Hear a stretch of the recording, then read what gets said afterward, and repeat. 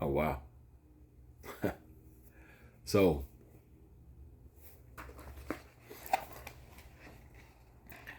Hebrews 12:1 speaks of a great cloud of witnesses.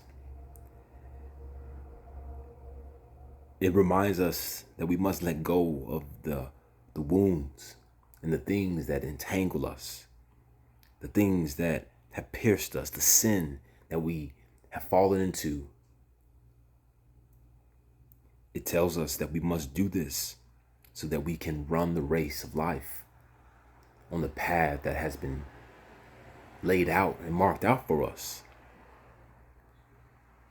This path is intentional, fraught with troubles, obstacles, a journey that is perilous, but though we walk through the shadow of the valley of death, we fear no evil because he did not give us a spirit of fear, but of love, power, and wisdom, a sound mind. We must know that it is only our own desires and untrue thoughts that hold us back, as God has marked out this road for us to walk on and run on. He has equipped us with the hind feet of deer so that there is no mountain that we cannot scale. He has given us everything we need for righteousness because he knows the end from the beginning, and he can speak of it because he is not bound by space and time. We must believe, as we are bound by space and time, to know that he has already done it, that you are fully equipped, his handiwork. There is nothing that you need to wait for or wait on other than God to show you what he has already done, to reveal to you that which you cannot see. And these things do take time. It is a patient man's game. Good things come to those who wait, but that does not mean that we are paralyzed by fear and stagnant like old water. No, we have the wellspring of life in us. Christ is the living water. We have one who has gone before us and accomplished all things. He has set the captives free. So there is nothing that holds us back.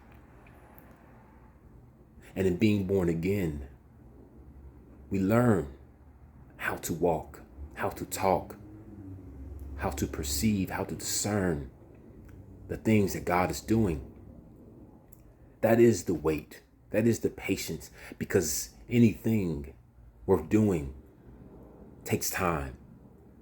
Because remember, we are bound by time, and God speaks as one not bound by time because he knows the end from the beginning. He has done it. He is at rest. It is finished. Do you believe? He says that he is doing a new thing. Do you perceive it? He has created water and rivers in the desert. He has made paths of life.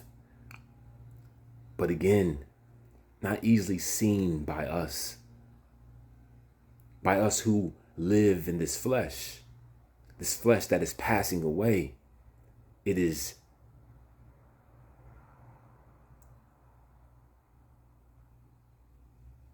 not eternal. It cannot see the eternal things of God. It cannot exist with God, but it is hostile. So it is hard to believe, to see the things that he has promised. Worry prevents us from hearing the voice of God. He speaks softly to us as he spoke to Elijah in the cave, as Elijah saw the whirlwind and the earthquake. But it was the quiet voice of God that spoke to him, that speaks to us. And the noise of the world, it muffles his voice. The anxiousness, the confusion, as his thoughts rise up in us, A lot of times they become entangled in the webs of our worry, of our doubts.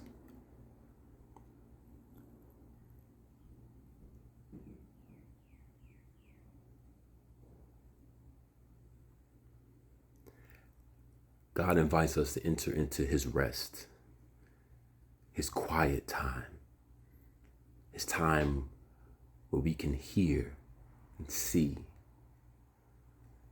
We can experience his presence. We can bathe in the light of his love, of his wisdom, uninhibited by our doubts and worries. As he says, he makes us to lie down in green pastures. He leads us beside still waters. He restores and nourishes our souls.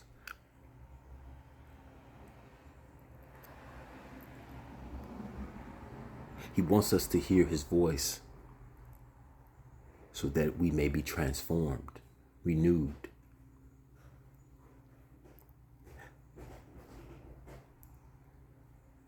To no longer be conformed to the pattern of this world is to not chase and pursue lesser things that cause worry, confusion,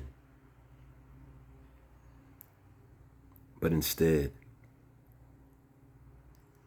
sit quietly in the presence of our Creator, who has equipped us for every good work, who has created us with the intended purpose that he has started in us upon our creation.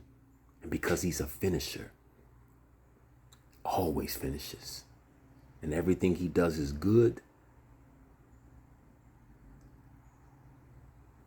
he will get us to our desired end, which is his desired end.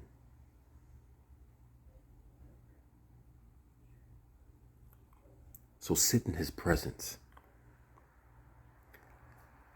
Let him who gave you new birth give you a new understanding, a new way of seeing, thinking, and walking, and running this race of life. But we do not run aimlessly as one beating the air, but we run with purpose on the road that has been purposed for us. Though it is narrow and few find it, he has equipped us for the task to overcome,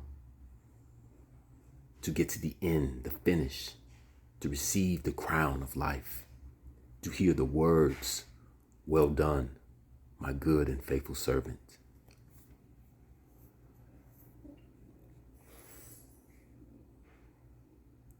So listen to the voice of God. Hold fast to him, for the Lord is your life.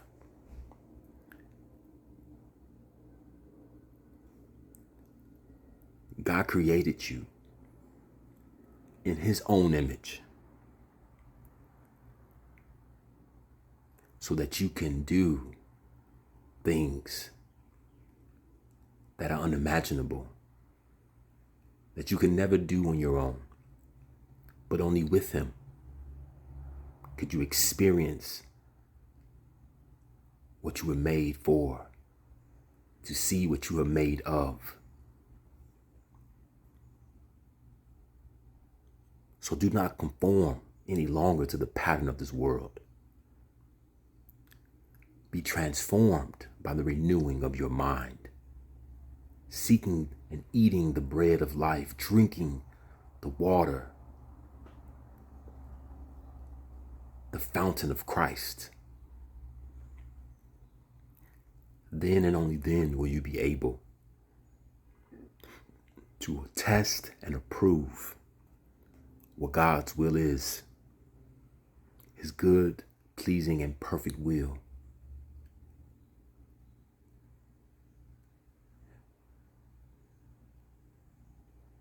Trust in the one that loves you. The proof that he loves you is that you are here, seeing him, hearing him, as one sees dimly in a mirror, one who does not fully know, but know that you are fully known.